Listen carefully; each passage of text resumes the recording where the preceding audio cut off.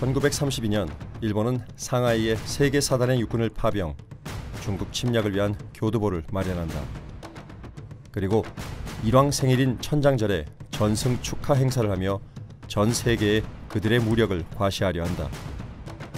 오전 11시 50분, 일본 국가가 끝나는 순간 거대한 폭발음과 함께 행사장은 아수라장이 되었고 단상 위에 있던 7명의 일본군 지휘관들은 죽거나 크게 부상당한다. 무력을 과시하려 했던 일본의 위신은 땅에 떨어졌고 세계는 한 청년에 집중되었다.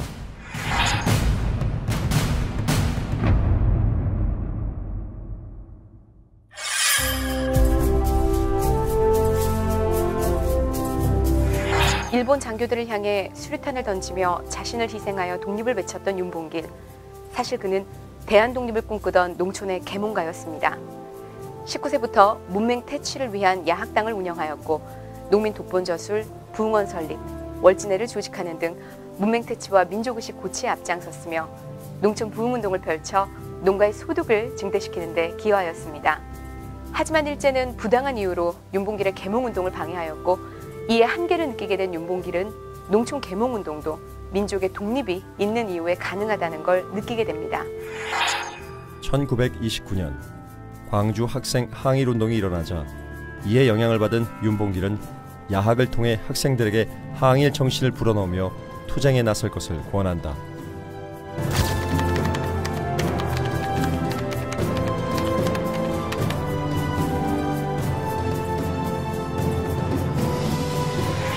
일제는 윤봉길의 야학을 강제로 폐쇄하고 윤봉길을 구속한다.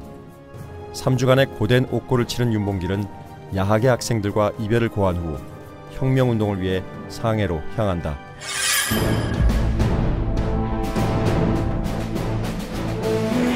장부 출가 생불안 이 한마디를 남기고 고향을 떠난 윤봉길은 1931년 5월 8일 천신만고 끝에 대한민국 임시정부가 있는 상해에 도착하게 된다. 그곳에서 노동과 장사로 생계를 이어가던 윤봉길은 1932년 1월 8일 일왕에게 수류탄을 던진 이봉창의 의거 소식을 접하자 자신의 결심을 지키기 위해 김구를 찾아간다.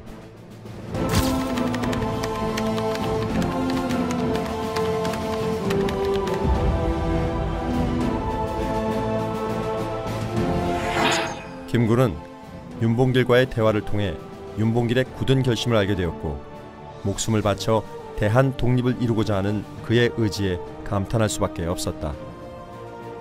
결국 윤봉길은 일본군 천장절 경축식을 겨냥한 특공작전을 위임받게 되고 한인 애국단원에 가입한다. 만보산 사건과 만주사변 이후 중국 정부로부터 지원이 끊기며 외면을 받던 대한민국 임시정부. 한인애국단은 침체된 임시정부가 독립운동의 새 방향을 찾기 위해 1931년 중국 상하이에서 조직한 항일 독립운동 비밀단체입니다. 한인애국단의 주요 목적은 일본 요인 암살이었습니다. 작전들은 소규모였고 체계적인 지원이 부족했던 탓에 대부분이 실패로 돌아갔지만 이들의 활약으로 중국의 대한민국 임시정부에 대한 지원이 다시 시작되었으며 세계가 대한민국을 주목하게 되는 계기가 되었습니다. 한인애국단은 비밀 결사단체인 만큼 실행을 중히 여기고 발언을 피하는 실천적인 조직으로 가입한 이들은 모두 가입 선서문을 통해 결의를 다졌다.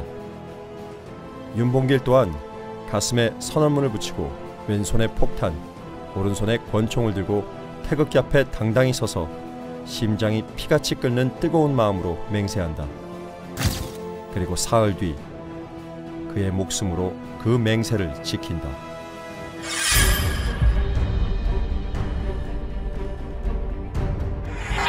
일본에게 윤봉길 의사의 의거는 충격 그 자체였다. 상해 의거는 전 세계에 타전되어 만주 전쟁과 상하이 사변의 승리에 도취되었던 일본을 무색하게 만들었으며 중국 장제스 주석은 그의 의거를 이렇게 표현했다.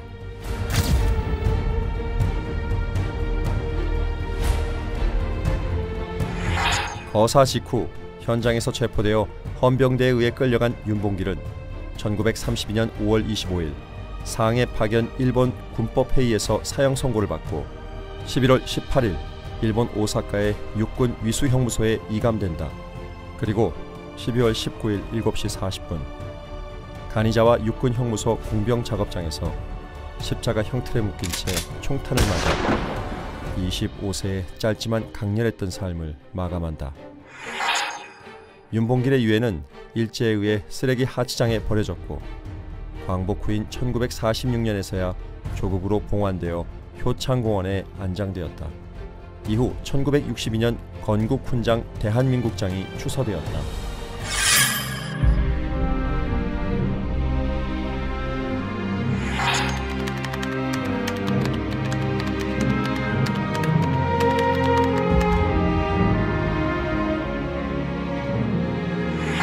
윤봉길 의사의 업적은 한국뿐 아니라 동아시아 역사 속에서 여전히 이슈가 되고 있지만 그를 기리는 마음은 서서히 사라져가고 있다.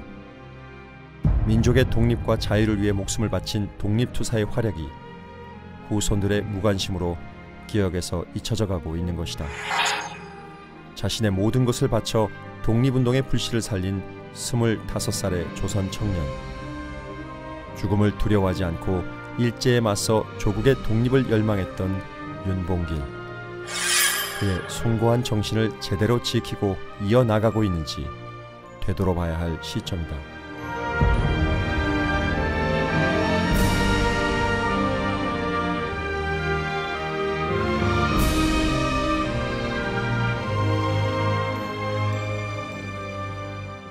항해로 향한다.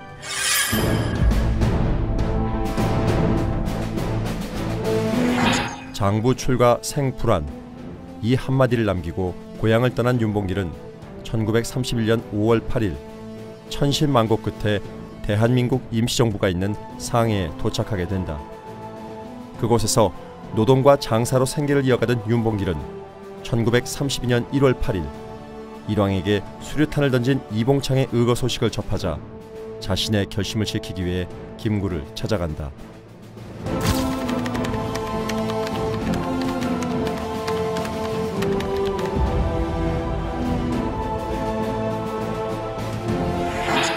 김구는 윤봉길과의 대화를 통해 윤봉길의 굳은 결심을 알게 되었고 목숨을 바쳐 대한 독립을 이루고자 하는 그의 의지에 감탄할 수밖에 없었다.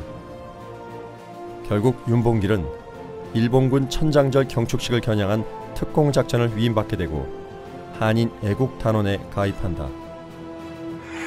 만보산 사건과 만주사변 이후 중국 정부로부터 지원이 끊기며 외면을 받던 대한민국 임시정부. 일본 장교들을 향해 수류탄을 던지며 자신을 희생하여 독립을 외쳤던 윤봉길. 사실 그는 대한독립을 꿈꾸던 농촌의 계몽가였습니다. 19세부터 문맹 퇴치를 위한 야학당을 운영하였고 농민 독본저술, 부흥원 설립, 월진회를 조직하는 등 문맹 퇴치와 민족의식 고취에 앞장섰으며 농촌 부흥운동을 펼쳐 농가의 소득을 증대시키는 데 기여하였습니다.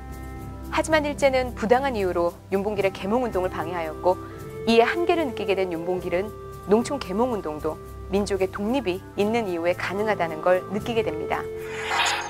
1929년 광주 학생 항일운동이 일어나자 이에 영향을 받은 윤봉길은 야학을 통해 학생들에게 항일 정신을 불어넣으며 투쟁에 나설 것을 권한다.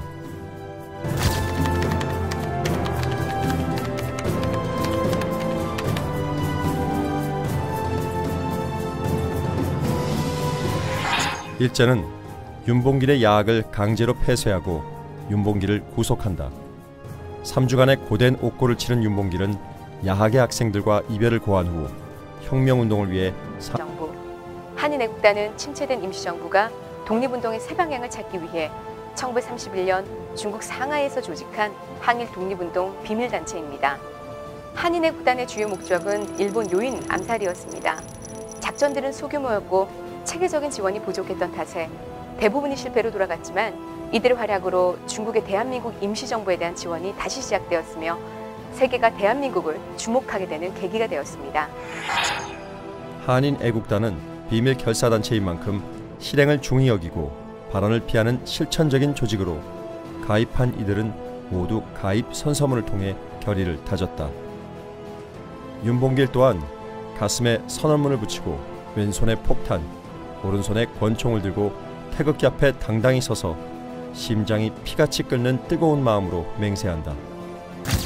그리고 사흘 뒤 그의 목숨으로 그 맹세를 지킨다.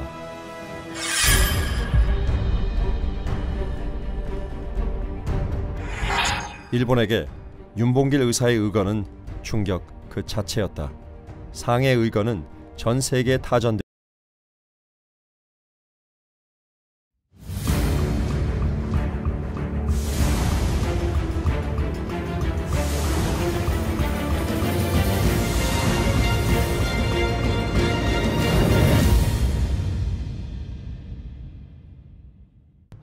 (1932년) 일본은 상하이에 세계 사단의 육군을 파병, 중국 침략을 위한 교두보를 마련한다. 그리고 일왕 생일인 천장절에 전승 축하 행사를 하며 전 세계에 그들의 무력을 과시하려 한다. 오전 11시 50분 일본 국가가 끝나는 순간 거대한 폭발음과 함께 행사장은 아수라장이 되었고 단상 위에 있던 7명의 일본군 지휘관들은 죽거나 크게 부상당한다. 무력을 과시하려 했던 일본의 위신은 땅에 떨어졌고 세계는 한 청년에 집중되었다.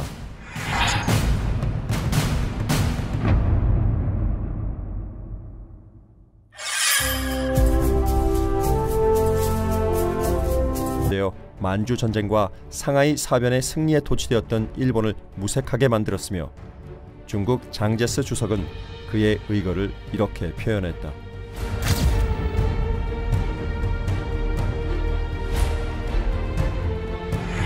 거사 직후 현장에서 체포되어 헌병대에 의해 끌려간 윤봉길은 1932년 5월 25일 상해 파견 일본 군법회의에서 사형 선고를 받고 11월 18일 일본 오사카의 육군 위수형무소에 이감된다.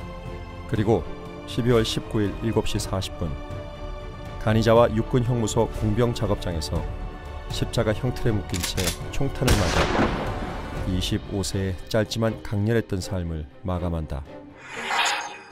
윤봉길의 유해는 일제에 의해 쓰레기 하치장에 버려졌고 광복 후인 1946년에서야 조국으로 봉환되어 효창공원에 안장되었다. 이후 1962년 건국훈장 대한민국장이 추서되었다.